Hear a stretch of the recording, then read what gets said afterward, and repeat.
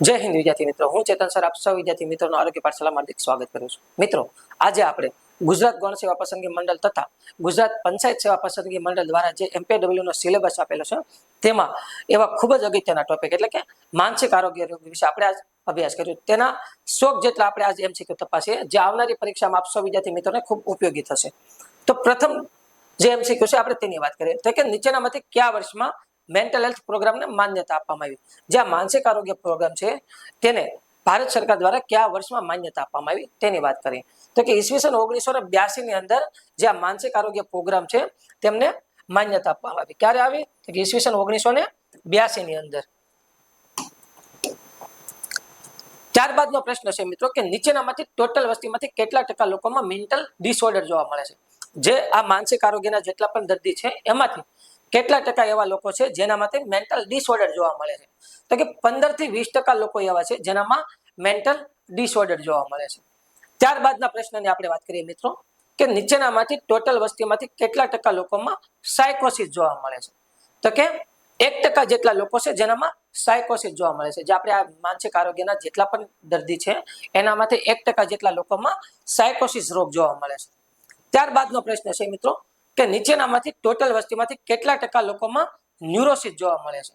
તો કે 5 થી 10% લોકોમાં ન્યુરોસિસ જોવા મળે છે. જે આપણે ટોટલ વસ્તી છે એમાંથી 5 થી 10% લોકોમાં ન્યુરોસિસ જોવા મળે છે.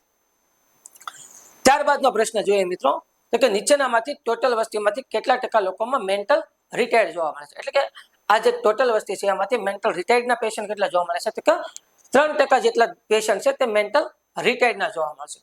ત્યારબાદનો પ્રશ્ન છે મિત્રો કે નીચેનામાંથી ટોટલ વસ્તીમાંથી કેટલા ટકા લોકોમાં એપિલેપ્સી જોવા મળે છે? તો કે 1% જેટલા લોકોમાં એપિલેપ્સી જોવા મળશે. જે આ માનસિક આરોગ્યના દર્દી છે એમાંથી 1% જેટલા લોકોમાં એપિલેપ્સી જોવા મળશે. ત્યારબાદનો પ્રશ્ન છે મિત્રો કે નીચેનામાંથી ટોટલ વસ્તીમાંથી કેટલા ટકા લોકો ડોક્ટર પાસે પ્રાથમિક સારવાર લે છે? એટલે કે આ જે માનસિક રોગથી જે પીડાતા દર્દી હોય એમાંથી એવા કેટલા ટકા દર્દી છે જે ડોક્ટર પાસે જઈને સારવાર લે છે તેની વાત કરીએ તો કે 30 થી 40% લોકો એવા છે જે ડોક્ટર પાસે જાય છે અને સારવાર લે છે. ત્યારબાદનો પ્રશ્ન છે મિત્રો કે માનસિક રીતે સ્વસ્થ વ્યક્તિની લાક્ષણિકતાઓમાં નીચેનામાંથી કોનો સમાવેશ થાય છે? એટલે કે જે આ માનસિક રીતે સ્વસ્થ વ્યક્તિ હોય જેનું માનસિક આરોગ્ય સારું હોય તો એવા વ્યક્તિમાં આપણે કોનો સમાવેશ કરશું આપણે તેની વાત કરીએ તો કે તે પોતાની વેલ્યુ સમજી શકે અને અગત્યતા સમજી શકે. ત્યારબાદ બીજા લોકોની સાથે તે ભળી શકે અને પોતાની સફળતા વિશેની શક્તિમાં જેને શ્રદ્ધા હોય. એટલે કે આ તમામ ઓપ્શન આવશે કે જેમાં વ્યક્તિ માનસિક રીતે સ્વસ્થ છે આપણે તેમ કહી શકીએ. ત્યારબાદનો MCQ છે મિત્રો કે નીચેનામાંથી યોગ્ય વિધાન જણાવો. એટલે કે મેન્ટલ હેલ્થ પ્રોગ્રામને માન્યતા 1982 માં આપવામાં આવી. આપણે આગળ જોયું મિત્રો કે મેન્ટલ હેલ્થ પ્રોગ્રામને ક્યારે માન્યતા આપવામાં આવી? તો ઈસવીસન 1982 માં. ત્યારબાદ છે 1% જેટલા લોકોમાં સાયકોસિસ રોગ જોવા મળે છે. આપણે આગળ વાત કરી કે 1% લોકોમાં સાયકોસિસ જોવા મળે છે અને 1% જેટલા લોકોમાં એપિલેપ્સી પણ જોવા મળે છે. તો એ પણ વિધાન સાચું છે. અને ત્યારબાદનું વિધાન છે કે મેન્ટલ ડિસઓર્ડરમાં 15 થી 20% લોકોમાં જોવા મળે છે. એટલે કે જે મેન્ટલ ડિસઓર્ડર છે તે 15 થી 20% લોકોમાં જોવા મળે છે. ત્યારબાદ મેન્ટલ રિટાયર્ડની વાત કરીએ કે એમાં 3% લોકોમાં મેન્ટલ રિટાયર્ડ પણ જોવા મળે છે. તો કે તમામ વિધાન સાચા છે. ત્યારબાદનો પ્રશ્ન છે મિત્રો તો કે નીચેનામાંથી માનસિક રીતે સ્વસ્થ વ્યક્તિની લાક્ષણિકતામાં કોનો સમાવેશ થતો નથી? એટલે કે જે વ્યક્તિ માનસિક રીતે સ્વસ્થ છે તેમાં કોનો સમાવેશ થતો નથી? તો આપણે તેની વાત કરીએ તો કે બીજા લોકોની સાથે જે ભળી ના શકે. આ લોકો આ કેવા લોકો હોય જે માનસિક રીતે સ્વસ્થ ન હોય તે બીજા સાથે ન ભળી શકે, પરંતુ જે માનસિક રીતે સ્વસ્થ હોય એ પોતાનું સન્માન સમજી શકે, પોતાની આસપાસની પરિસ્થિતિ પણ સમજી શકશે અને તેની ઈચ્છા, મોટિવેશન અને નબળાઈને પણ સમજી શકશે. ત્યારબાદનો પ્રશ્ન છે મિત્રો કે નીચેનામાંથી એન્ઝાઇટી શબ્દનો અર્થ શું થશે? કે એન્ઝાઇટી શબ્દ એટલે શું થશે? તો કે વધારે ગુસ્સો કરનાર જે હશે આપણે એને એન્ઝાઇટી તરીકે ઓળખશું. એન્ઝાઇટી એટલે શું થશે? તો કે વધારે ગુસ્સો કરનાર. ત્યારબાદનો પ્રશ્ન છે મિત્રો કે નીચેનામાંથી હિસ્ટેરિયા શબ્દનો અર્થ શું થશે? એટલે કે હિસ્ટેરિયા એટલે થશે બીવડાવવું. બરાબર. એન્ઝાઇટીનો શબ્દ થશે કે વધારે ગુસ્સો કરવો અને હિસ્ટેરિયા એટલે થશે કે બીવડાવવું. ત્યારબાદનો પ્રશ્ન છે મિત્રો કે માનસિક રીતે બીમાર વ્યક્તિના ચિહ્નો અને લક્ષણોમાંથી નીચેનામાંથી કોનો સમાવેશ થાય છે? એટલે કે માનસિક રીતે જે બીમાર વ્યક્તિ છે એનામાં કેવા કેવા લક્ષણો અને ચિહ્નો જોવા મળે છે આપણે તેની વાત કરીએ મિત્રો. તો કે આવી વ્યક્તિને કામ કરવાની ઈચ્છા ખૂબ ઓછી હોય છે. ત્યારબાદ એને એન્ઝાયટી થવી એટલે કે વધારે ગુસ્સો આવતો હોય અને મેન્ટલ કાર્યમાં અવરોધ એટલે કે માનસિક કાર્યમાં શું હશે એને વિલંબ હશે. તો આવી વ્યક્તિ જે હશે એને શું કહીશું આપણે માનસિક આરોગ્યના લક્ષણોની અંદર સમાવેશ થતી વ્યક્તિ. ત્યારબાદનો પ્રશ્ન છે મિત્રો કે નીચેનામાંથી એગોરાફોબિયા કોને કહેવાય? મિત્રો આવા અલગ અલગ ફોબિયા છે. એગોરાફોબિયા છે, હોલોફોબિયા છે, પેન્ટોફોબિયા છે, હિમોફોબિયા છે. આવા અલગ અલગ ફોબિયા પરીક્ષામાં પૂછાતા હોય છે. તો આપણે તેની વાત કરીએ તો કે એગોરાફોબિયા એટલે શું થશે? તો કે એગોરાફોબિયા એટલે કે જગ્યાની બીક.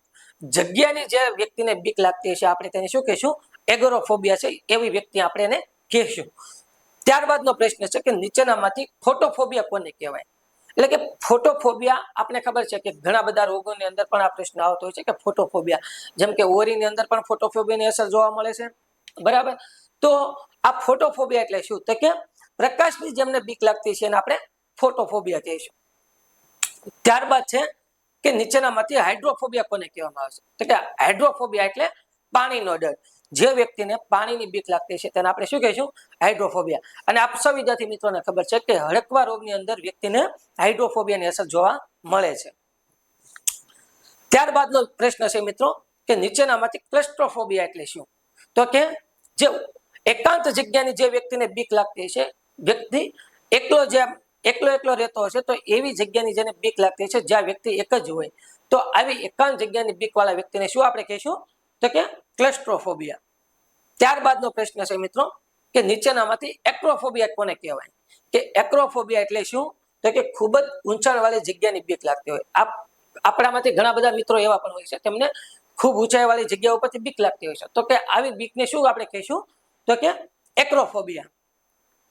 ત્યારબાદનો પ્રશ્ન છે મિત્રો તે નીચેનામાંથી મિઝોફોબિયા કોને કહેવાય? તો કે મિઝોફોબિયા એટલે થશે જે વ્યક્તિને ચેપની બીક લાગતી હોય છે એને આપણે મિઝોફોબિયા કહીશું. ઘણા બધા વ્યક્તિ કહેવાય મિત્રો કે વાતમાં નાની નાની વાતમાં શું કરશે? તો કે એના મનમાં એવી શંકા હશે કે ભાઈ હાથ ધોવા તો યાર અગર વારંવાર શું કરશે? તો હાથ ધોશે. એને એવી બીક લાગતી છે કે આપણે જો હાથ નહીં ધોઈએ તો આપણે ચેપ ફેલાશે. તો આવી વ્યક્તિને આપણે શું કહીશું? તો કે મિઝોફોબિયા. ત્યારબાદનો પ્રશ્ન છે મિત્રો કે નીચેનામાંથી હોલોફોબિયા કોને કહેવામાં આવે છે? તો કે હોલોફોબિયા એટલે શું છે? અવાજનો ડર. જે વ્યક્તિને ખૂબ જ અવાજનો ડર લાગતો છે તેને આપણે શું કહીશું? હોલોફોબિયા. ત્યારબાદનો પ્રશ્ન છે મિત્રો કે નીચેનામાંથી એક્મોફોબિયા કોને કહેવામાં આવે છે? તો કે એક્મોફોબિયા એટલે થશે હથિયારની બીક. ઘણા બધા મિત્રો એવા હોય છે કે ઘણા બધા વ્યક્તિ કે જેમને હથિયારની બીક લાગતી હોય છે. તો આવી સામાન્ય વાતમાં જે હથિયારની બીક લાગતી હોય ને, તો આવી વ્યક્તિને આપણે શું કહીશું? તો કે જે એક્મોફોબિયા છે એમને, બરાબર, જેને હથિયારની બીક લાગે છે. ત્યારબાદનો પ્રશ્ન છે મિત્રો નીચેનામાંથી પેન્ટોફોબિયા કોને કહેવામાં આવે છે? ઘણા બધા વ્યક્તિઓ હોય છે એમને વારાઘડી મૃત્યુની બીક લાગતી હોય છે, એટલે કે મૃત્યુનો ભય હોય. તો જે મૃત્યુનો ભય હોય એને શું કહીશું આપણે? તો કે પેન્ટોફોબિયા. ત્યારબાદ નીચેનામાંથી હિમોફોબિયા તરીકે કોને ઓળખવામાં આવે છે? તો જે વ્યક્તિને લોહીની બીક લાગતી હોય એને આપણે હિમોફોબિયા કહીશું. એટલે કે ઘણા બધા મિત્રો એવા હોય છે કે જેમને લોહીની બીક લાગતી હોય છે. જે લોહી આપણે જોઈએ તો આપણે એક અંદરથી ડર લાગે. તો આ જે લોહીનો ડર લાગતો હોય એને આપણે શું કહીશું? તો કે હિમોફોબિયા. ત્યારબાદનો પ્રશ્ન છે મિત્રો કે ફેગોફોબિયા એટલે શું? તો કે જે વ્યક્તિને ખોરાકની બીક લાગતી હોય તેને આપણે ફેગોફોબિયા કહીશું. આ બધા જ ફોબિયા છે એમાં જોવા મળે છે કે માનસિક આરોગ્યની અંદર. એટલે કે જે વ્યક્તિની અંદર મેન્ટલ હેલ્થ સારું ન હોય તેનામાં આવા એક અથવા એકથી પણ વધારે ફોબિયા જોવા મળતા હોય છે. ત્યારબાદનો આપણે પ્રશ્ન જોઈએ મિત્રો કે નીચેનામાંથી યોગ્ય વિધાન જણાવો. તો કે હોલોફોબિયા એટલે અવાજનો ડર. આપ સૌ વિદ્યાર્થી મિત્રોને ખબર છે કે ફેગોફોબિયાનો અર્થ શું થશે? તો કે ખોરાકની બીક. જ્યારે હિમોફિલિયાનો અર્થ શું થશે? તો કે જે વ્યક્તિને લોહીનો ડર લાગતો હશે તેને આપણે હિમોફોબિયા કહીશું. અને ફેગોફોબિયા એટલે જે વ્યક્તિને ખોરાકનો ડર લાગતો હશે એને આપણે ફેગોફોબિયા કહીશું. પરંતુ આ બંને વિધાનમાં શું છે? અલગ અલગ છે. તો સાચો વિધાન કયો થશે? તો કે હોલોફોબિયા એટલે અવાજનો ડર. ત્યારબાદનો પ્રશ્ન જોઈએ મિત્રો કે નીચેનામાંથી માનસિક બીમારીના કારણોમાં કોનો સમાવેશ થાય છે? જે માનસિક બીમારી જે લોકોને થાય છે એ બીમારીની અંદર કયા કારણોનો સમાવેશ થાય છે આપણે એની વાત કરીએ તો કે એ વ્યક્તિમાં શારીરિક આરોગ્ય બરાબર સારું ન હોય. આ ઉપરાંત તેને વારસાગત એટલે કે જે વારસાગત પણ ઘણાની અંદર જે માનસિક આરોગ્ય જોવા મળતું હોય છે. અને ત્યારબાદ હેડ ઇન્જરી એટલે કે માથામાં કોઈ એવી ગંભીર ઈજા થઈ હોય તો પણ શું થશે તો કે માનસિક આરોગ્ય એનું ખોરંભે થશે. ત્યારબાદનો પ્રશ્ન છે મિત્રો કે માનસિક બીમારીમાં મુખ્યત્વે કેટલા ભાગમાં વહેંચવામાં આવે છે? તો કે માનસિક બીમારી છે એને કેટલા ભાગમાં વહેંચવામાં આવે છે? તો માનસિક બીમારીને બે ભાગમાં વહેંચવામાં આવે છે, બરાબર. જે મેજર અને માઇનોર, આપણે એને મેજર અને માઇનોર તરીકે ઓળખશું. ત્યારબાદનો પ્રશ્ન છે મિત્રો કે નીચેનામાંથી માનસિક બીમારીઓમાં કોનો સમાવેશ થાય છે?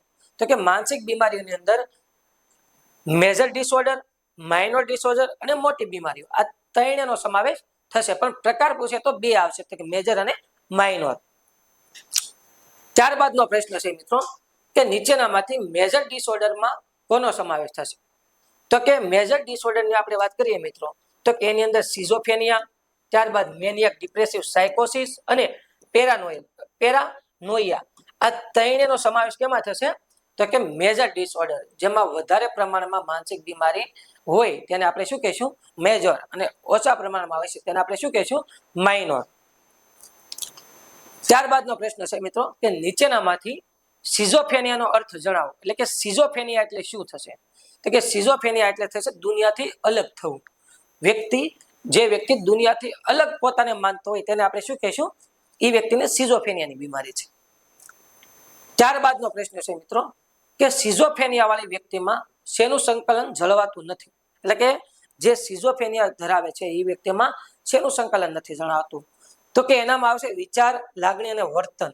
જે એનું વિચારમાં ફેરફાર હશે, એની લાગણીમાં અને એના વર્તનમાં શું હશે? પરિવર્તન. તો આવી વ્યક્તિને આપણે શું કહીશું? તો કે સિઝોફેનિયા વાળી વ્યક્તિ આપણે કહીશું.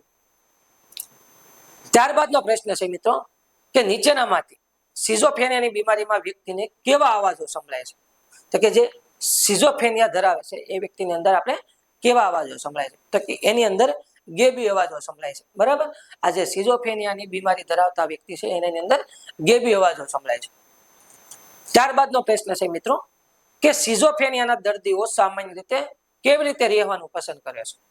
સિઝોફેનિયાનો જે દર્દી હોય તે કેવી રીતે રહેવાનું પસંદ કરે છે આપણે તેની વાત કરીએ તો કે તે લોકોથી દૂર અને પોતાનામાં રહેવાનું પસંદ કરશે. એટલે તે શું કરશે? લોકોથી દૂર રહેશે અને પોતામાં એટલે કે એકલું રહેવાનું પસંદ કરશે. જ્યાં લોકો હશે ત્યાં આ વ્યક્તિ શું કરશે? ત્યાં ઓછો જવાનો પ્રયત્ન કરશે. ત્યારબાદનો પ્રશ્ન આપણે જોઈએ મિત્રો કે નીચેનામાંથી સિઝોફેનિયાના દર્દીમાં મૂળ બાબતે શું જોવા મળે છે? તો કે આવા વ્યક્તિની અંદર શું થશે? તો કે મૂળ ગમે ત્યારે બદલાઈ જશે, બરાબર. એનું કઈ નક્કી નહીં હોય. ઘડીકમાં એ દાંત કાઢતો હશે તો ઘડીકમાં રોવા પણ મળશે, ઘડીકમાં હસતો હશે તો શું કરશે? ઘડીકમાં ગુસ્સો પણ કરવા મળશે. તો કે આવી વ્યક્તિના મૂળમાં ગમે ત્યારે શું થશે? તો કે ચેન્જ થશે.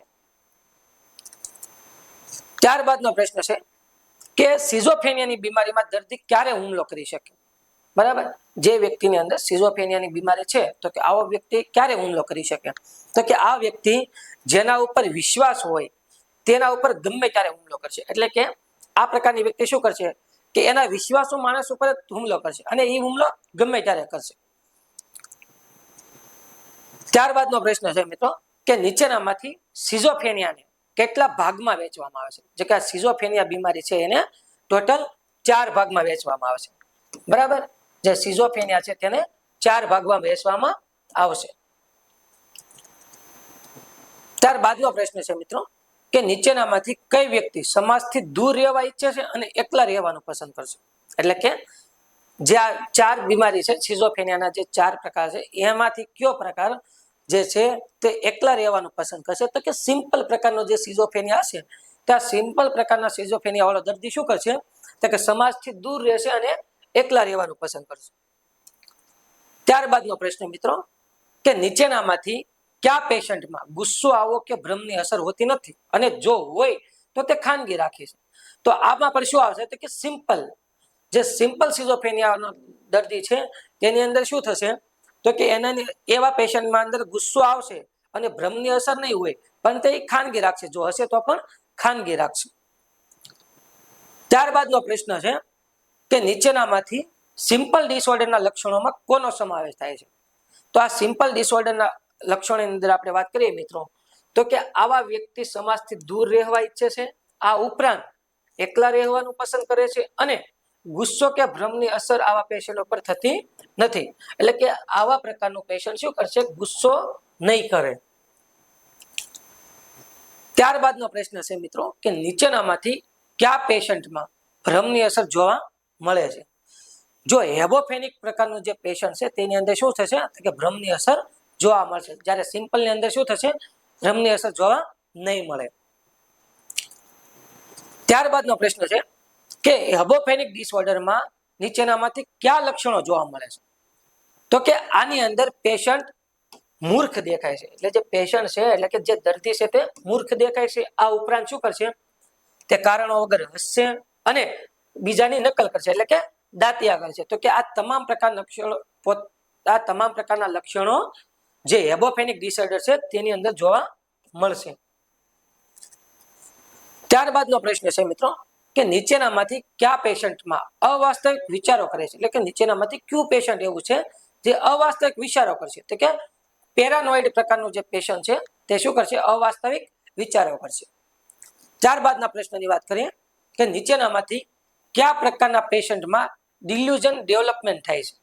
તો કે પેરાનોઇડ પ્રકારનું પેશન્ટ, જે આ પેરાનોઇડ પ્રકારનું છે એની અંદર શું થશે? ડિલ્યુઝન ડેવલપ થશે. ત્યારબાદની આપણે વાત કરીએ મિત્રો તો કે હું વડાપ્રધાન છું અથવા હું પ્રખ્યાત અભિનેતા છું, આવા ભ્રમ કયા પ્રકારના દર્દીમાં જોવા મળે છે? તો કે પેરાનોઇડ પ્રકારનું જે દર્દી છે તે શું કરશે? પોતાની જાતને વડાપ્રધાન કે પ્રખ્યાત અભિનેતા તરીકે પોતાને શું કરશે કે બીજા સમક્ષ મૂકશે. આવો પેશન્ટ એવું છે કે પોતાની જાતને કંઈક માનશે, ટૂંકમાં કા વડાપ્રધાન માનશે, કા અભિનેતા માનશે, કા સારો કોઈક વક્તા માનશે, બરાબર? તો આવા પ્રકારના પેશન્ટ શું થશે? જો પેરાનોઇડ પ્રકારના પેશન્ટ હશે તે પોતાની જાતને વડાપ્રધાન કે અભિનેતા માનશે. ત્યારબાદની વાત કરીએ મિત્રો તો કે પેરાનોઇડ સિઝોફેનિયામાં દર્દી કેવો બનતો જાય છે? તો કે પેરાનોઇડ સિઝોફેનિયા ધરાવતો દર્દી હશે તે શંકાશીલ અને અગુણી બનતો જાય છે, બરાબર? આવા પ્રકારનો વ્યક્તિ શું થશે? તો કે વાતમાં શંકા કરશે, બરાબર, અને શંકાશીલ બનતો જશે. ત્યારબાદના પ્રશ્નની વાત કરીએ તો કે હેબોફેનિક સિઝોફેનિયામાં દર્દી પર શેની અસર થઈ શકે છે? જે હેબોફેનિક સિઝોફેનિયા છે એની અંદર શેની અસર જોવા મળશે? તો તેની વાત કરીએ તો એની અંદર ભ્રમની અસર જોવા મળશે, એટલે કે ભ્રમણની અસર જોવા મળશે. આવા વ્યક્તિ શું કરશે? એનામાં ભ્રમની ઉપેક્ષા વધારે જોવા મળશે, એટલે કે વાતમાં એને કોઈક વાતનો ભ્રમ જોવા મળશે. ત્યારબાદની આપણે વાત કરીએ નીચેનામાંથી સિઝોફેનિયાના ભાગમાં કોનો સમાવેશ થાય છે? એટલે કે આપણે જે સિઝોફેનિયાના લક્ષણો હતા તેમાં કોનો સમાવેશ થશે? તો કે એની અંદર હેબોફેનિક, પેરાનોઇડ અને સિમ્પલ, બરાબર, જે આપણે 4 પ્રકારના લક્ષણો હતા તેમાં 3 એનો આપણે સમાવેશ થશે. કેટાટોનિક સિઝોફેનિયાના દર્દીમાં નીચેનામાંથી કયા લક્ષણો જોવા મળે છે? એટલે જે પેશન્ટ કેટાટોનિક સિઝોફેનિયાનું લક્ષણ ધરાવે છે તેની અંદર કયા પ્રકારના લક્ષણ જોવા મળશે? તો કે તેની અંદર ચેતાઓને લગતા લક્ષણો જોવા મળશે. જો મિત્રો પાચન તંત્રને લગતા લક્ષણો નહીં જોવા મળે, બરાબર? આવા પેશન્ટની અંદર જે ચેતા છે, જે નર્વસ સિસ્ટમ છે, આપ સૌ વિદ્યાર્થી મિત્રોને ખબર છે કે માનસિક રોગો નર્વસ સિસ્ટમને વધારે અસર કરતા હોય છે. તો આવા વ્યક્તિની અંદર શું થશે કે ચેતાઓને લગતા લક્ષણો જોવા મળશે, બરાબર? ત્યારબાદનો પ્રશ્ન છે કે નીચેનામાંથી કયા પેશન્ટમાં લાગણીઓ અને માનસિક પ્રતિભાવ ખોરવાયેલા હોય છે? તો કે જે કેટાટોનિક પ્રકારનો પેશન્ટ છે તેની અંદર શું થશે? તો કે લાગણી અને માનસિક પ્રતિભાવ ખોરવાય છે, એટલે કે આવી વ્યક્તિની અંદર શું છે કે લાગણીનો અભાવ જોવા મળશે. ત્યારબાદનો પ્રશ્ન છે મિત્રો કે કેટાટોનિક પેશન્ટ નીચેનામાંથી કઈ સ્થિતિમાં જોવા મળી શકે છે? તો કે કેટાટોનિક પેશન્ટની અંદર ઓવર એક્ટિવ થશે. આવો પેશન્ટ શું કરશે? તો કે ઓવર એક્ટિવ કરશે. ત્યારબાદ શાંત અથવા ડિપ્રેશનમાં વહી જશે અને ઘણીવાર ગુસ્સે પણ થયેલો જોવા મળશે. ત્યારબાદનો પ્રશ્ન મિત્રો આપણે જોઈએ તો કે દર્દી એક પગ ઉપર લાંબો સમય સુધી ઊભો રહે અને દિવાલ પર માથું ટેકવીને ઊભો રહે તે કયા રોગનું લક્ષણ છે? એટલે કે જે માનસિક બીમારીની અંદર આપણે જે આવા પ્રકારનું પેશન્ટ હોય કે ઘણા પેશન્ટ શું કરે છે કે લાંબો સમય એકને એક જગ્યાએ ઊભો રહેશે, દિવાલે માથું ટેકવીને ઊભો રહેશે, તો કે આવા પ્રકારના પેશન્ટને આપણે શું કહીશું? તો કે કેટાટોનિક પ્રકારનો આપણે પેશન્ટ કહીશું. ત્યારબાદનો પ્રશ્ન જોઈએ મિત્રો કે કેટાટોનિક દર્દી વિશેના નીચેનામાંથી કયું વિધાન સાચું છે? એટલે કે જે કેટાટોનિક પેશન્ટ છે તેના વિશે કયું વિધાન સાચું છે? તો કે તે તેમની પોઝિશન ચેન્જ કરાવી શકાતી નથી. એટલે કે જે આવો દર્દી હશે, આપણે કેમ હમણાં આગળ વાત કરીએ કે લાંબો સમય શું કરશે, તે એકની એક જગ્યાએ, એટલે કે દિવાલે જો માથું ટેકીને ઉભો રહે છે તો એ લાંબો સમય સુધી દિવાલે માથું ટેકીને ઉભો રહેશે, બરાબર.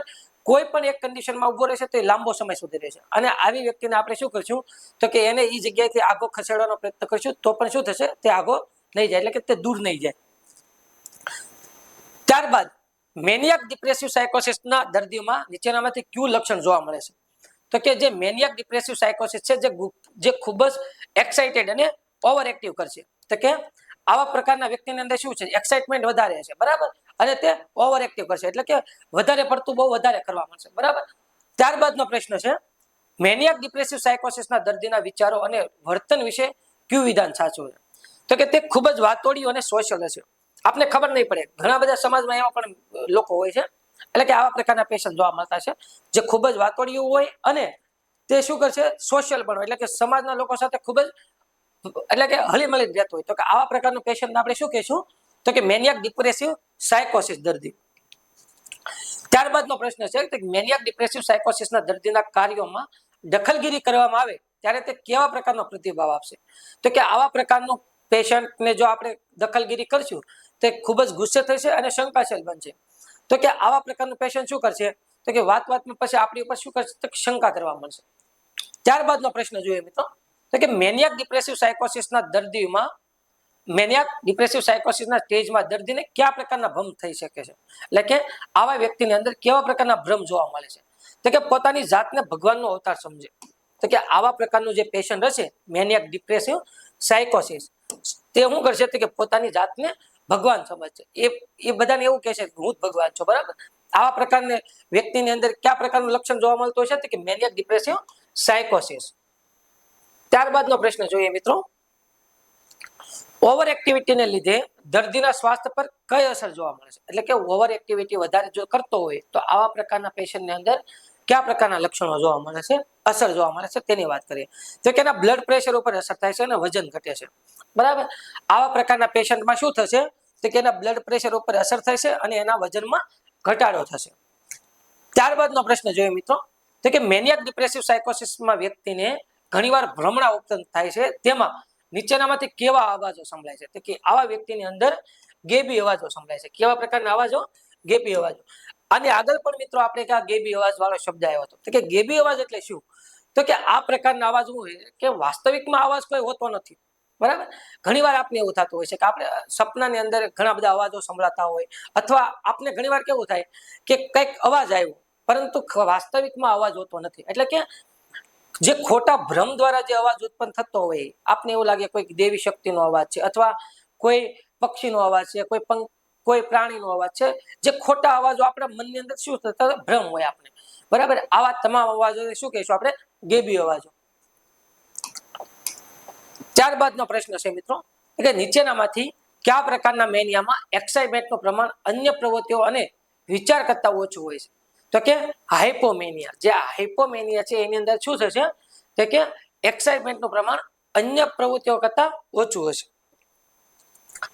ત્યારબાદનો પ્રશ્ન છે મિત્રો, નીચેનામાંથી કયા મેનિયામાં સેક્સ્યુઅલી જેવા વિચારો, ઉત્સાહ અને પ્રવૃત્તિઓનું પ્રમાણ વધુ હોય છે, તો કે એક્યુટ મેનિયા. એક્યુટ એટલે કે તીવ્ર પ્રકારનો જે વ્યક્તિની અંદર મેનિયા હશે તે વ્યક્તિની અંદર શું જોવા મળશે, તો કે સેક્સ્યુઅલી જેવા વિચારો કરશે, ખાલી ખોટા ન હોય એવા વિચારો કરશે, બરાબર. અને ઉત્સાહ અને પ્રવૃત્તિનું પ્રમાણ વધારે છે. આવી વ્યક્તિની અંદર શું થશે, તો કે ઉત્સાહ વધારે હશે. ત્યારબાદનો પ્રશ્ન જોઈએ મિત્રો, કયા પ્રકારના મેનિયામાં વ્યક્તિને બિલકુલ શરમ હોતી નથી અને તે જાહેરમાં સેક્સ્યુઅલ એક્ટિવિટી કરે છે, તો કે ડિલેરિયમ મેનિયા. આપણે ઘણીવાર જોતા હોઈએ છીએ મિત્રો, તો કે રોડે કોઈક ગાંડા હોય છે, તો કે આમનો કપડા કાઢીને દોડતા હોય છે, અથવા જાહેરમાં સેક્સ્યુઅલ એક્ટિવિટી કરે છે. તો કે આ પ્રકારનું જે પેશન્ટ હશે તેને આપણે શું કહીશું, તેનામાં ડિલેરિયમ મેનિયાની અસર જોવા મળી હશે. ત્યારબાદનો પ્રશ્ન છે મિત્રો, ડિલેરિયમ મેનિયામાં દર્દીમાં કઈ શક્તિ પર અસર થાય છે, એટલે કે જે ડિલેરિયમ મેનિયા વાળું જે વ્યક્તિ છે તેની અંદર એની કઈ શક્તિ ઉપર અસર થતી હોય છે, તો કે એની અંદર જે જજમેન્ટ પાવર હોય, જજમેન્ટ શક્તિ હોય છે તેની ઉપર અસર થતી હોય છે. ત્યારબાદનો પ્રશ્ન છે મિત્રો કે નીચેનામાંથી કયા મેનિયામાં ઉત્સાહ અને પ્રવૃત્તિનું પ્રમાણ સૌથી વધુ હોય છે, તો કે જે ડિલેરિયમ મેનિયા છે એની અંદર ઉત્સાહ અને પ્રવૃત્તિનું પ્રમાણ શું હશે, સૌથી વધારે હશે. ત્યારબાદનો પ્રશ્ન છે મિત્રો કે નીચેનામાંથી મેનિયક ડિપ્રેસિવ સાયકોસિસમાં કોનો સમાવેશ થતો નથી? તો કે સામાન્ય મેનિયાનો. જ્યારે આપણે 3 મેનિયા આવશે, જે હાઇપોમેનિયા એટલે કે ઓછા પ્રમાણમાં જે મેનિયા હોય તે, ત્યારબાદ એક્યુટ મેનિયા એટલે કે તીવ્ર મેનિયા, અને ડિલિરિયમ મેનિયા એટલે કે જેનામાં અસર ઓછી જોવા મળતી હોય. ત્યારબાદનો પ્રશ્ન છે મિત્રો, નીચેનામાંથી કયા સ્ટેજમાં વ્યક્તિ આત્મહત્યા કરવાનો પ્રયત્ન કરે છે? એટલે કે જે ડિપ્રેશનના સ્ટેજમાં અને હતાશાના સ્ટેજમાં વ્યક્તિ જ્યારે હતાશા હોય અને જ્યારે વ્યક્તિ શું હોય છે, ડિપ્રેશનમાં છે, તો ત્યારે વ્યક્તિ શું કરશે? આત્મહત્યા કરવાનો પ્રયત્ન કરશે. એટલે કે આત્મહત્યાના જે પ્રયત્નો કરે છે તેની અંદર ડિપ્રેશન સ્ટેજ અને જે હતાશાનો સ્ટેજ છે તે અગત્યનું છે. ત્યારબાદનો પ્રશ્ન જોઈએ મિત્રો, ડિપ્રેશનના સ્ટેજમાં નીચેનામાંથી કયા કયા લક્ષણો જોવા મળે છે? એટલે જે વ્યક્તિની અંદર ડિપ્રેશન હોય તો આવી વ્યક્તિની અંદર કયા કયા લક્ષણો જોવા મળશે, આપણે તેની વાત કરીએ. તો આવી વ્યક્તિ શું કરશે? પોતાની જાતને ધિક્કાર કરશે. બરાબર, એટલે પોતાની જાતને શું કરશે? ધિક્કારશે. કેમ કે એ વ્યક્તિ જ્યારે ડિપ્રેશનમાં હોય છે ત્યારે ઘણીવાર શું થતું હોય છે કે પોતે જ બધી ભૂલ કરેલી હોય. બરાબર, મારાથી આ થઈ ગયું. તો આવી વ્યક્તિ ડિપ્રેશનના કારણે શું કરશે? તે પોતાની જાતને ધિક્કારશે. ત્યારબાદનો પ્રશ્ન છે મિત્રો કે સ્ત્રીઓમાં મેનોપોઝ વખતે નીચેનામાંથી કયું સ્ટેજ જોવા મળે છે? જે સ્ત્રીઓની અંદર જે મેનોપોઝ એટલે કે જે 45 વર્ષથી ઉપરના જે બહેનો છે, સ્ત્રીઓ, જેનામાં શું થશે?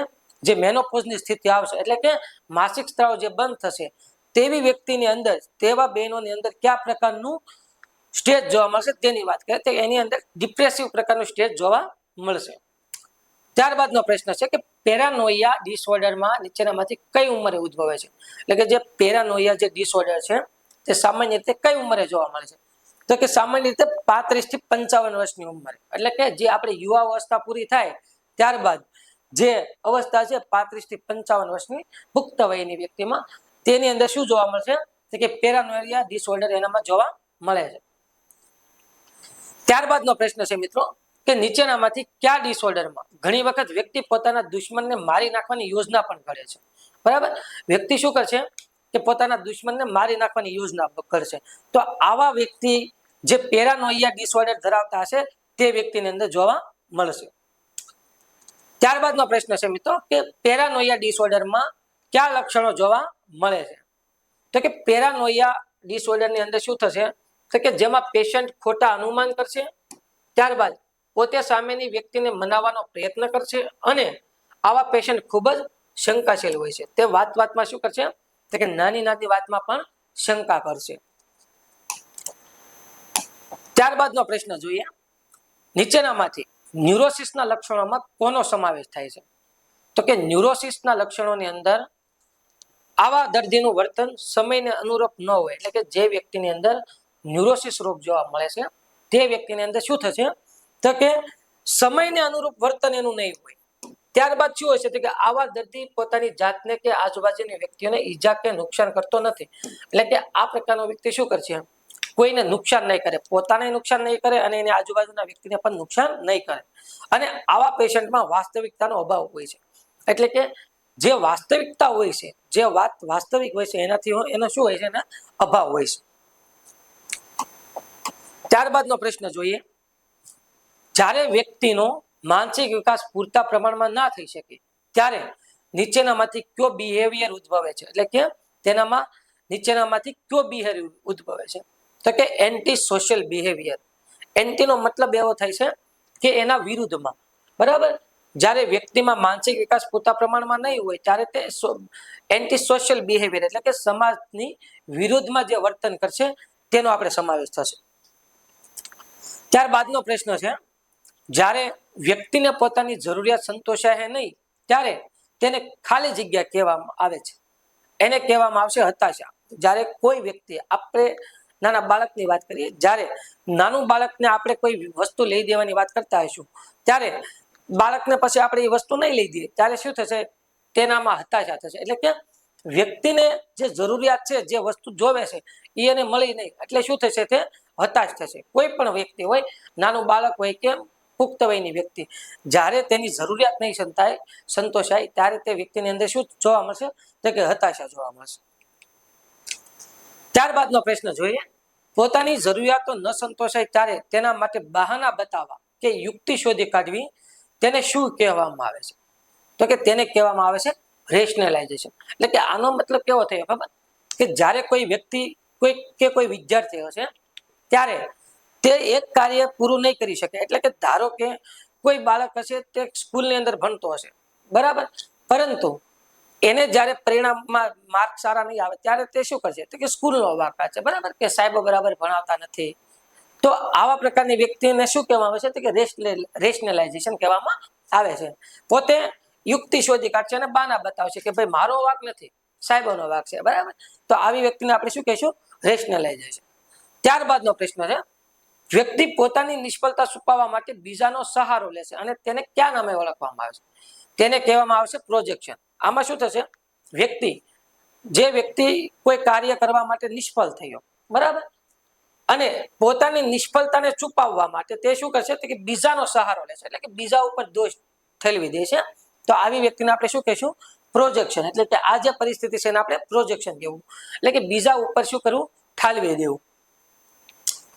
ત્યારબાદનો પ્રશ્ન છે, વ્યક્તિને પોતાની કોઈ ખામીથી ઉત્પન્ન થતી નિષ્ફળતાથી નાસીપાસ થતા કંટાળીને બેસી રહે નહીં અને બીજી દિશામાં મહેનત કરી સફળતા મેળવી આગલી નિષ્ફળતાને ભૂલવા કે દૂર કરવા પ્રયત્ન કરે, તેને નીચેનામાંથી કયા નામે ઓળખવામાં આવે છે? તો આવી વ્યક્તિને કહેવામાં આવશે કમ્પેન્સેશન. આનો મતલબ એવો થશે કે કોઈ વ્યક્તિ એક વિષયમાં નબળો છે, બરાબર, ધારો કે કોઈ વ્યક્તિ ભણવામાં નબળો છે, પરંતુ એ વ્યક્તિ બીજી પ્રવૃત્તિમાં રમતગમતમાં વધારે સારો છે, તો શું કરશે? જે ભણવાની નિષ્ફળતા છે એને રમતગમતમાં જે એની આવડત છે એની અંદર શું કરશે? પરિવર્તન કરશે અને એમાં એ સફળ થશે. તો આવી પ્રકારની વ્યક્તિને આપણે શું કહીશું? કમ્પેન્સેશન. ત્યારબાદનો પ્રશ્ન આપણે જોઈએ, નીચેનામાંથી ડિસ્પ્લેસમેન્ટ કોને કહેવાય? બરાબર, તો કે ડિસ્પ્લેસમેન્ટ એટલે થશે કે વ્યક્તિને ગુસ્સો આવે તો ગુસ્સાનું લક્ષ્ય એટલે કે સ્થળ બદલી નાખે. ત્યારબાદ ગુસ્સો આવે ત્યારે કઈ જ ના કહી શકાય પણ બીજી વ્યક્તિ ઉપર ગુસ્સો ઉતારે, બરાબર. અને ત્યારબાદનો વિકલ્પ છે કર્મચારી બોસનો ગુસ્સો ઘરના સભ્યો ઉપર કાઢે. ડિસ્પ્લેસમેન્ટ એટલે શું થાય? કે એક સ્થળને ફેરવી અને બીજા સ્થળ ઉપર એનું શું કરવું? પ્રત્યાયન કરવું. એટલે કે એક જગ્યાએથી ગુસ્સો બીજી જગ્યા ઉપર ઉતારવો, એને આપણે શું કહીશું? ડિસ્પ્લેસમેન્ટ. વ્યક્તિને ગુસ્સો આવે તો ગુસ્સાનું લક્ષ્ય એટલે કે સ્થળ બદલી નાખશે. એનો મતલબ એવો થાય કે જ્યારે કોઈ કર્મચારી જ્યારે એમના કામના સ્થળે એમના બોસ, બરાબર, જ્યારે એમને કોઈ ઠપકો આપશે, બરાબર, તો ત્યારે તે ઠપકો શું કરશે? તેના ઉપર, તે બોસ ઉપર તો કઈ નહીં કઢે. તો આવી વ્યક્તિ શું કરશે? ઘરે આવીને પોતાની પત્ની ઉપર ગુસ્સો ઠાલવશે અથવા પોતાના બાળકો ઉપર ગુસ્સો ઠાલવશે. તો આવી આને આપણે શું કહીશું? તો કે ડિસ્પ્લેસમેન્ટ એટલે કે સ્થળ બદલી નાખ્યું. ત્યારબાદની વાત કરીએ, ગુસ્સો આવે ત્યારે કઈ જ ના કહી શકાય પણ બીજી વ્યક્તિ ઉપર ગુસ્સો ઉતારે, એટલે આપણે જે વાત કરીએ ને કે બોસનો ગુસ્સો પોતાની પત્ની ઉપર ઉતારે કે બાળકો ઉપર ઉતારે, અને કર્મચારી બોસનો ગુસ્સો ઘરના સભ્યો ઉપર ઉતારે. એટલે કે જે કર્મચારી છે, જે કંપનીમાં કામ કરે છે, એને જેને બોસ ઠપકો આપે તો બોસને કઈ ન કહી શકાય, પરંતુ ઘરના સભ્યો અથવા કે મિત્રો ઉપર એનો ગુસ્સો ઠાલવશે. ત્યારબાદનો પ્રશ્ન જોઈએ, વ્યક્તિને કોઈ પણ ટેન્શન હોય કે પ્રોબ્લેમ હોય ત્યારે એ અનકોન્શિયસ રીતે બાળક જેવું વર્તન કરે, તેને નીચેનામાંથી કયા નામે ઓળખવામાં આવે છે? ત્યારે એને રિગ્રેશન તરીકે ઓળખશું. એટલે કે કોઈ વ્યક્તિ છે એને ટેન્શન કે પ્રોબ્લેમ હોય ત્યારે નાના બાળક જેવું વર્તન કરશે, તો આવા વ્યક્તિને આપણે શું કહીશું? તો કે રિગ્રેશન કહીશું. ત્યારબાદનો પ્રશ્ન છે કે નીચેનામાંથી કયું એક પ્રકારનું મેન્ટલ મિકેનિઝમ છે? બરાબર, જેને આપણે રિપ્રેશન કહીશું. રિપ્રેશન છે એ મેન્ટલ મિકેનિઝમ છે. ત્યારબાદ રિગ્રેશન છે, નેગેટિવિઝમ છે અને સિમ્પેથિઝમ છે. એ મેન્ટલ નથી. એ શું થશે? તો કે પોતાનું સ્થળ બદલી નાખશે. જ્યારે આની અંદર શું થશે? કે રિપ્રેશનની અંદર માનસિક ઉપર અસર થશે. કોઈ વ્યક્તિ આપણી સાથે ગેરવર્તન કરેલું હોય તે વાત આપણે ભૂલવાની કોશિશ કરીએ, પરંતુ ભવિષ્યમાં જ્યારે પણ એ જગ્યાએ જઈએ કે એ વ્યક્તિ આપણી સામે આવે ત્યારે આપણને એ ઘટના ફરીવાર યાદ આવે. તો આ શેનું ઉદાહરણ છે? તો આ ઉદાહરણ છે રિપ્રેશનનું. એટલે રિપ્રેશન થવું એટલે કે ભૂતકાળની બનેલી ઘટના ફરીવાર યાદ આવી, બરાબર. ઘણીવાર આપણે એવું થતું હોય છે કે આપણે કોઈ વ્યક્તિ સાથે ઝઘડો કર્યો હોય તો લાંબા સમય પછી એ વ્યક્તિ જ્યારે આપને સામો મળે ત્યારે આપણે એ ઝઘડો યાદ આવે, બરાબર. અથવા આપણે કોઈ આપણે કોઈ જગ્યાએ ગયા હોય અથવા આપણું કોઈ જગ્યાએ એક્સિડન્ટ થયું હોય, પરંતુ ફરીવાર આપણે તે જગ્યા પર જ્યારે જઈએ તે આપણે એક ઘટના યાદ આવે કે આપણે અહીંયા એક્સિડન્ટ થયું છે, તો આને શું કહેશું આપણે? રિપ્રેશન, એટલે કે ફરીવાર આપણે એક ઘટના યાદ આવી. ત્યારબાદનો પ્રશ્ન છે કે વ્યક્તિ પોતાની ઈચ્છા વિરુદ્ધ ક્રિયા કરે તેને નીચેનામાંથી કયા નામે ઓળખવામાં આવશે? એટલે કે આમાં શું હોય, પોતાની ઈચ્છા ન હોય પરંતુ માનસિક રીતે વ્યક્તિને ઈચ્છા ન હોય તો પણ ક્રિયા કરે, તો એને કહીશું આપણે રિએક્શન. બરાબર. જ્યારે વ્યક્તિને ઈચ્છા નથી અને એની ઈચ્છાની વિરુદ્ધ ક્રિયા કરવામાં આવે તેને આપણે શું કહીશું? રિએક્શન. ત્યારબાદનો પ્રશ્ન છે કઈ પરિસ્થિતિમાં વ્યક્તિ સફળ ન થતા તે પોતાની જાત બીજા સાથે સરખાવે છે અને સમાધાન મેળવે છે? તે નીચેનામાંથી શેનું ઉદાહરણ છે? તો તે ઉદાહરણ છે આઈડેન્ટિફિકેશનનું. આમાં શું હોય છે કે વ્યક્તિ સફળ ન થાય તો પોતાની જાતને બીજા સાથે સરખાવશે અને સમાધાન મેળવે છે.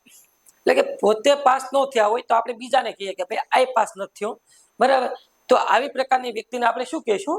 આઈડેન્ટિફિકેશન, એટલે પોતાની જાત બીજા સાથે સરખાવશે. ત્યારબાદનો પ્રશ્ન છે વાસ્તવિક જીવનમાં જે ઈચ્છાઓ પૂરી ન થાય તે દિવા સ્વપ્ન દ્વારા પૂરી થાય છે અને આ રીતે વ્યક્તિ આનંદ અનુભવે છે. આ શેનું ઉદાહરણ છે? તો આને આપણે કહીશું ડે ડ્રીમિંગ.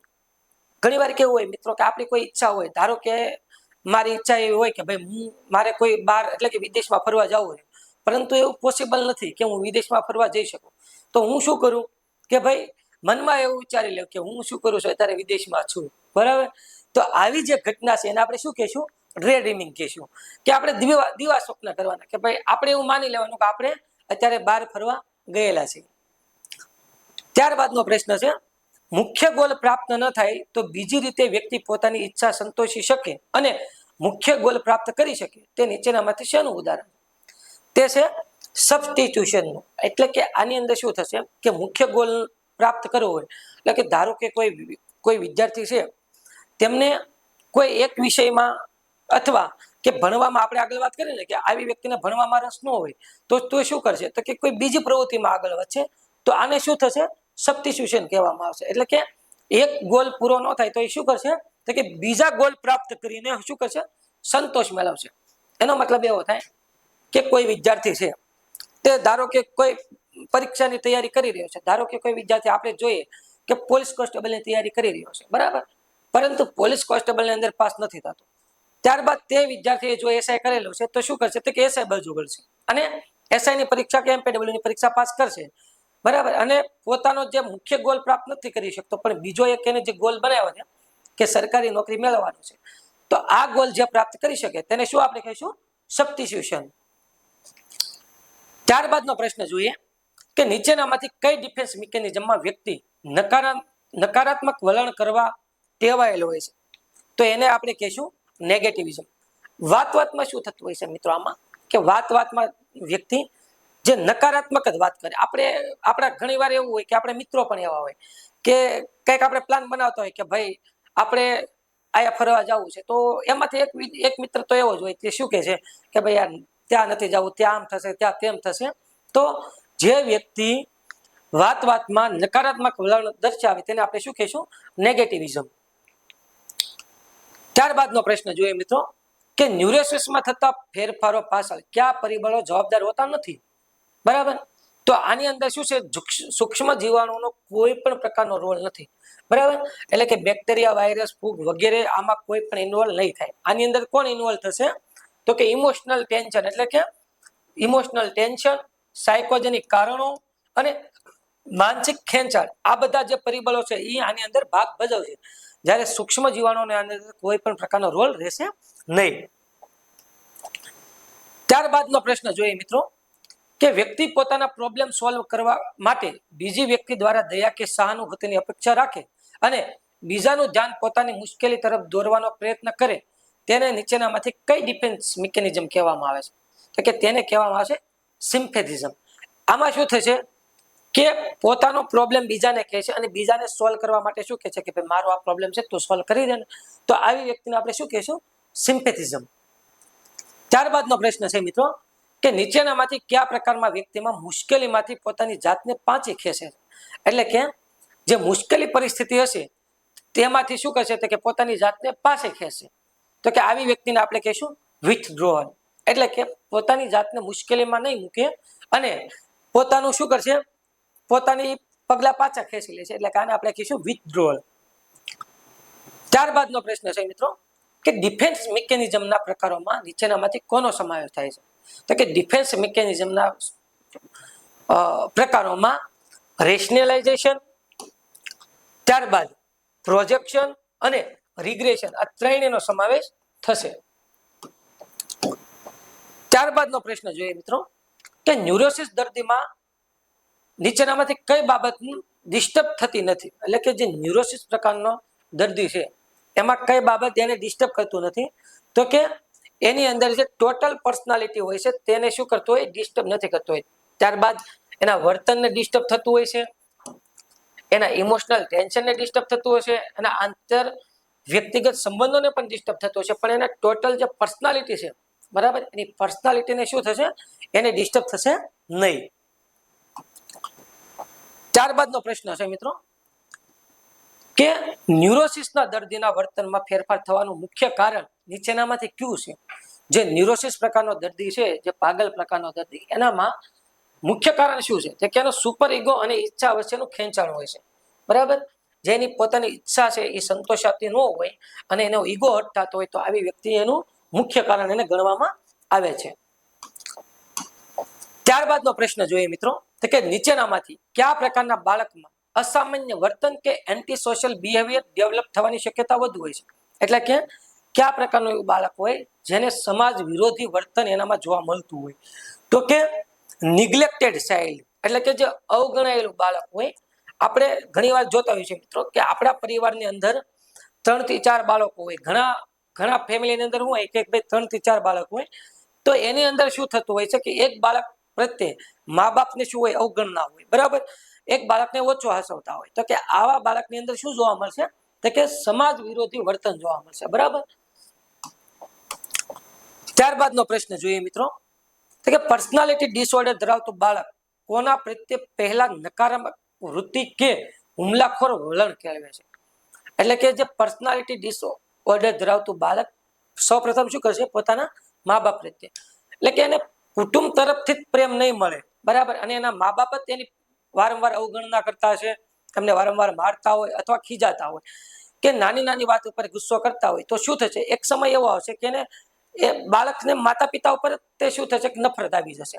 તો આવી પર્સનાલિટી ડિસઓર્ડર ધરાવતા બાળકની અંદર સૌપ્રથમ શું થશે? તો કે મા બાપ પ્રત્યે શું થશે? નકારાત્મક વૃત્તિ કે હુમલાખોર વલણ અનુભવશે. અને આવા પ્રકારનું બાળક તમે જોતા હશો મિત્રો કે પોતાના મા બાપ ઉપર પણ હુમલો કરતું હોય છે. બરાબર. ત્યારબાદનો પ્રશ્ન છે કે એન્ટી સોશિયલ બિહેવિયર ધરાવતા બાળકની મુખ્ય પ્રવૃત્તિ કેવી હોય છે? જે એન્ટી સોશિયલ એટલે કે સમાજ વિરોધી જે કામ કરતું હોય બાળક, એનામાં કેવી પ્રવૃત્તિ મુખ્ય હોય છે? તો કે આવું બાળક શું હોય છે? તો કે વધારે પડતું તોફાની અને હુમલાખોર હશે. એટલે કે આ પ્રકારનું જે બાળક હશે, જે સમાજ પ્રત્યે શું હશે? સમાજ વિરોધી વલણ ધરાવતું હશે, તે શું કરશે? વધુ પડતા તોફાની હશે અને હુમલાખોર હશે. વાતમાં શું કરશે? બીજા ઉપર હુમલો કરી દેતું હોય છે.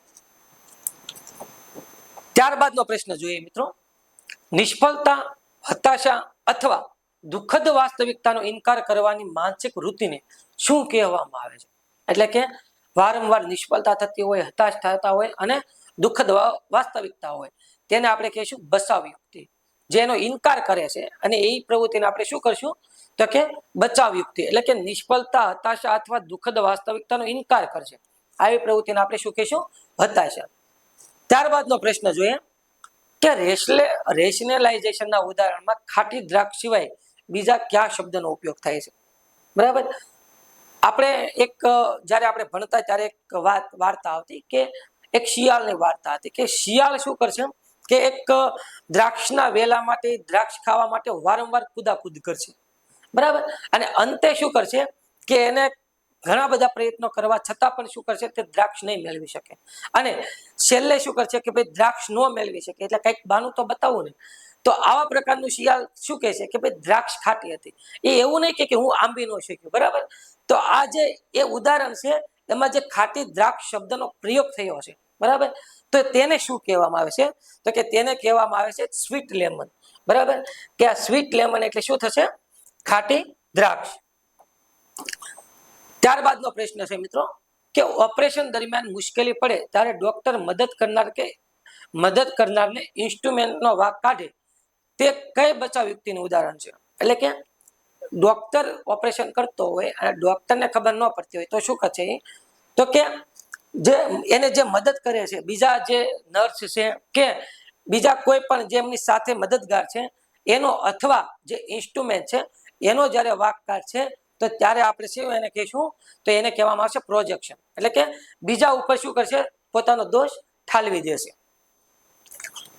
ત્યારબાદનો પ્રશ્ન છે અભ્યાસમાં નબળો વિદ્યાર્થી સંગીત કે રમત ગમતમાં આગળ વધે તે કઈ યુક્તિનું ઉદાહરણ છે? તો કે તેને આપણે કહીશું કમ્પેન્સેશન. એટલે કે એક જે આપણી અણઆવડત છે અથવા આપણે એકમાં હોશિયાર નથી તો આપણી બીજી કોઈ પ્રવૃત્તિમાં આપણે હોશિયાર હોઈએ તો આપણે એને શું કહીશું?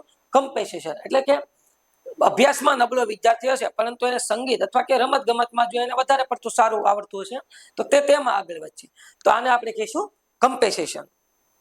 ત્યારબાદનો પ્રશ્ન છે મિત્રો જ્યારે વ્યક્તિ ટેન્શનમાં હોય ત્યારે અજાણતા બાળક જેવું વર્તન કરવા લાગે તો તેને શું કહેવામાં આવશે? તો કે તેને કહેવામાં આવશે રિગ્રેશન. એટલે બાળક જેવું વર્તન કરવા મળશે વ્યક્તિ આમાં શું કરશે કે ભાઈ એનામાં નાના છોકરા કેવું વર્તન કરે એવું વર્તન કરવા મળશે જેને આપણે રિગ્રેશન કહીશું. ત્યારબાદ માનસિક સ્વાસ્થ્ય કાર્યક્રમની વ્યાખ્યા અંગે નીચેના વિધાનો ધ્યાને લ્યો. જેમાં પહેલું છે ભારતમાં મેન્ટલ હેલ્થ પ્રોગ્રામને 1982માં માન્યતા આપવામાં આવી. ત્યારબાદનો પ્રશ્ન છે મિત્રો કે આ પ્રોગ્રામને જનરલ હેલ્થ કેર સાથે સંકળાયેલ છે. અને ત્રીજું છે માનસિક આરોગ્ય એટલે વ્યક્તિગત અને સામાજિક બંને રીતે અનુકૂલન સાધવું. તો કે તમામ વિધાનો સાચા છે. બરાબર. માનસિક આરોગ્યની અંદર આપણે આગળ જોયું કે 1982માં એને માન્યતા આપવામાં આવી. ત્યારબાદ આ પ્રોગ્રામને જનરલ હેલ્થ કેર સાથે સાંકળવામાં આવેલ છે અને માનસિક આરોગ્ય એટલે વ્યક્તિગત અને સામાજિક બંને રીતે અનુકૂલન સાધવું. બરાબર. તો આ હતા મિત્રો આપણા માનસિક આરોગ્ય ટોપિકના 100 જેટલા MCQ. આશા રાખું છું કે આવનારી પરીક્ષાની અંદર આની બહાર એક પણ માર્ક નહીં જાય. જો માનસિક આરોગ્ય પૂછાશે તો આવી જ રીતે માનસિક આરોગ્ય આવશે અને આપ સૌ વિદ્યાર્થી મિત્રો અને આ જે 100 પ્રશ્ન છે એ ખૂબ જ ઉપયોગી નીવડે એવી આપણે આશા રાખીએ છીએ.